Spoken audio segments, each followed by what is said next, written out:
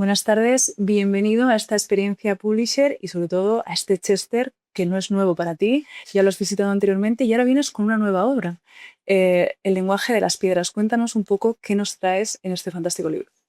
Bueno, pues en este libro lo que he hecho es una recopilación de relatos y cuentos mitológicos, que en realidad la mitología es historia viva del ser humano, ¿no? Y como psicólogo también, pues durante muchos años pues, hay figuras arquetípicas, pues Narciso, Sí. Edipo, y otros personajes a los que aludimos, Prometeo, que decir Asclepio, el de la medicina, señor de la medicina. Y este libro surgió además de mi apasionamiento por las historias, por la mitología, por mis viajes en Grecia y en México. Es curioso porque a veces la mitología no se considera parte de la historia, pero sin embargo es un reflejo exacto de la sociedad de la época, ¿no? Cuéntanos un poco qué podemos aprender a través de la mitología de la sociedad griega, por ejemplo. Bueno, la mitología y la historia son dos formas de entender la realidad. La mitología surge a veces de hechos excepcionales que el hombre, el ser humano, no podía explicarse, ¿no? Porque hay tres tiempos. Hay un tiempo en el que los dioses habitaban sin hacer nada, estaban ahí. Otro tiempo en el que se ponen a crear y otro tiempo el de los hombres, ¿no?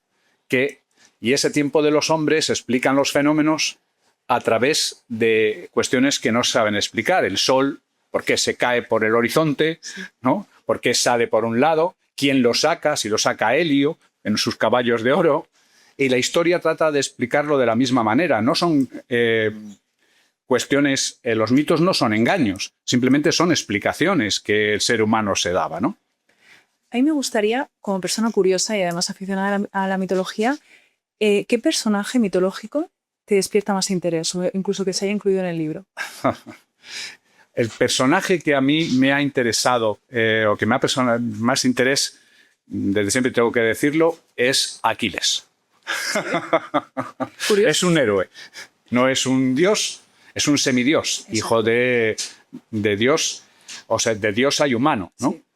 Y Aquiles y la historia de Aquiles y Pentesilea, que es un amor que se da al final, cuando Aquiles mata a Pentesilea, ¿no? Sí. Y es una historia que se da en muchas de las historias de enamoramiento.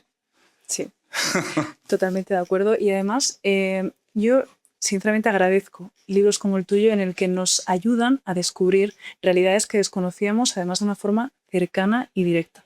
¿Cómo ha sido para ti investigar, descubrir, introducirte en este mundo y luego facilitarlo al resto de los humanos? En principio, como decía, yo soy desde que me conozco un apasionado de la mitología, Sí. de la mitología y la historia. La historia, sobre todo, mexica y griega, aunque también la Mesopotamia, la Siria, la más antigua, ¿no? ¿Y por qué? Y surge... Fijaros que en los primeros escritos están escritos en arcilla, están escritos en piedra. Sí. Y los primeras, cuando tú viajas y ves templos y ves estatuas y vemos, ¿no? Sí. Nos están reflejando héroes y dioses que para ellos, para el ser humano, ¿no? Sí. Y no solo antiguos, sino actuales. A mí lo que me incitó sobre todo aparte de que mis amigos, conocidos, editor que está por aquí, que agradezco, la editorial Notting Hill, que me obligan casi a escribir de este tipo, porque yo pues he escrito artículos sobre psicología, libros de psicología, etcétera, pero sobre estas cosas he escrito poemarios, leyendo unas palabras de Rodin, el gran escultor, ¿no? Que cuando veía esos templos del medievo y hacía sus recorridos y las iglesias, de repente dijo: me gustaría sentarme a la mesa con esos canteros. De eso se trata el libro. Yo estoy con mis amigos con mis cuates, Sí. en la cantina del Pireo o en la Fonda Lupita en México. Y entonces hablamos con Virgilio, nos cuenta Virgilio las aventuras, nos cuenta Homero, y nosotros respondemos ante ello, nos quedamos boquiabiertos ante las cosas que nos van contando todas esas personas, ¿no? Esos grandes escritores. Y de algún modo nosotros también nos sentamos en esa mesa y compartimos espacio con ellos y nos narran. Hablas de, que lo incluyes también en el libro, la mitología mexica. Yo creo que es la que menos se conoce en Europa, ¿no? Cuéntanos un poco qué deberíamos conocer a grosso modo, porque el resto lo tenemos que conocer a través del libro. Claro, la mitología, lo que es la historia de Grecia o la mitología de Grecia la conocemos mucho más.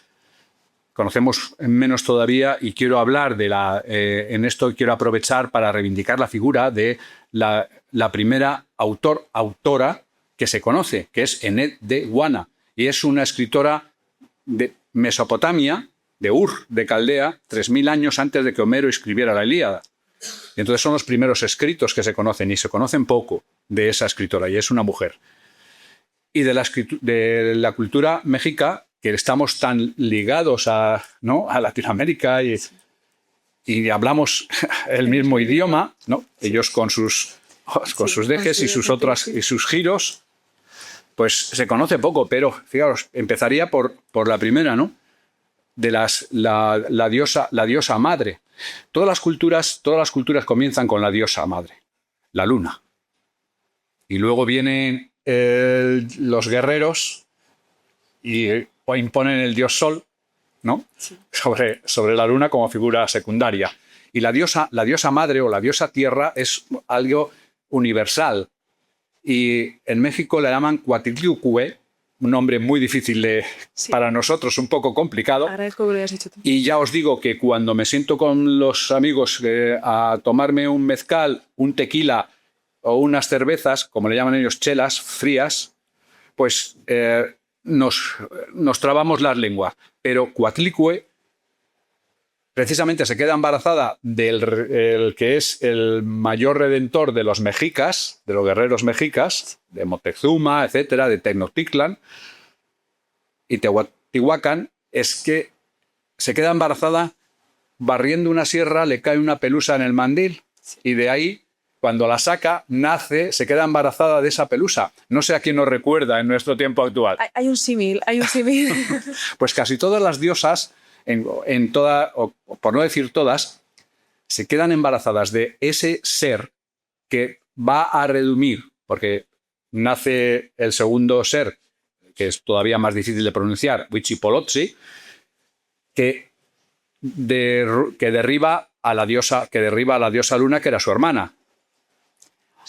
Te estoy escuchando y estoy pensando que realmente, gracias a conocer la mitología, podemos incluso entender muchas de las religiones monoteístas, ¿no? Que lideran hoy en día nuestra cultura, nuestra política, nuestra forma de ver el mundo. Y lo peor es que no lo sabíamos. Que no tenemos idea. No tenemos ni idea, pero ahora sí tenemos esa posibilidad gracias a tu libro. Y yo te estaba escuchando y estaba pensando, me quedaría horas porque este hombre tiene una enciclopedia dentro de sí mismo. Claro, ¿cómo ha sido para ti todo ese proceso de investigación?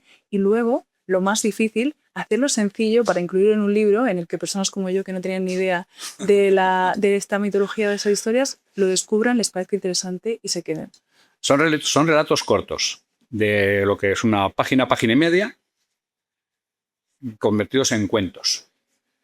Y acaban siempre, o en la mayoría de ellos, si no en todos, con una pequeña frase o moraleja, cogida también de la propia historia de la mitología.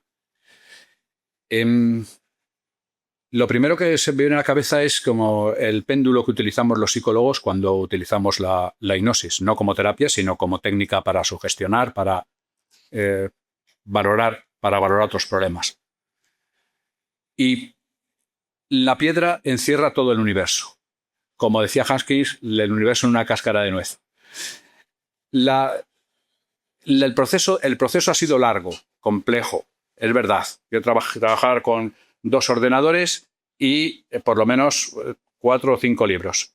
Entre ellos de los grandes, ¿no? De Homero, Hesíodo, Virgilio, en fin, los grandes y las grandes tragedias griegas y recopilaba mitos de aztecas, mexicas, mayas. Y a raíz de ahí iba apuntando notas y dije, pero ¿cómo coinciden estos relatos? Mucho, tanto, ¿no? Sí, Como el dios Tlaloc de México es el mismo que Poseidón y nos da la lluvia y nos regala la lluvia y se enfada porque están enojados continuamente y nos caen las tormentas, las inundaciones. En todas las culturas hay una inundación, un fuego, ¿no? Y en ese proceso que ha sido largo, no ha sido de 2 días. Por lo menos ha sido un proceso de estudiar, de ir a las páginas donde había que ir, de hacer los viajes, de preguntar, de consultar a la gente que podía decir, de tomar notas, de blogs. Y a partir de ahí tratar de hacer un cuento con ellos. Es decir, sentarnos tú y yo con, digamos, pues Narciso y preguntarle cómo te has quedado ahí mirándote a ti mismo. Sí. Y dices que no hay unos ojos más bonitos que aquellos ojos en los que uno se refleja. La verdad es que tengo que decirte que, y creo que todos los que están aquí lo sienten, esa curiosidad por acercarse al mundo, pero yo tengo que agradecerte que tú hayas hecho ese trabajo, esos viajes, esa búsqueda, porque te estoy escuchando y me está dando la sensación que una forma mejor de entender el mundo en el que vivimos actualmente es conocer ya no solo la historia, sino la mitología, porque como tú bien dices, qué casualidad, ¿no? En aquella época no había internet. ¿Cómo que todas... ¿Cómo sabían los pueblos se preguntan lo mismo? La Venus de Milo es la diosa. Sí. Fin.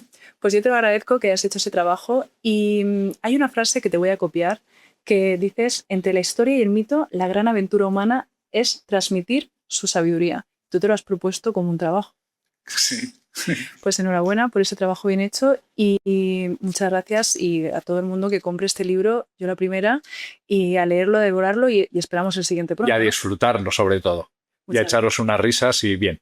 Pues con nuestros dioses y nuestras epopeyas humanas que unas veces acaban bien, otras mal, otras regular. Como la vida misma. La vida misma. Pues muchísimas gracias. Muchas gracias a vosotros por esta oportunidad. Gracias y todos a comprar el libro en cualquier plataforma. Gracias, muy amable.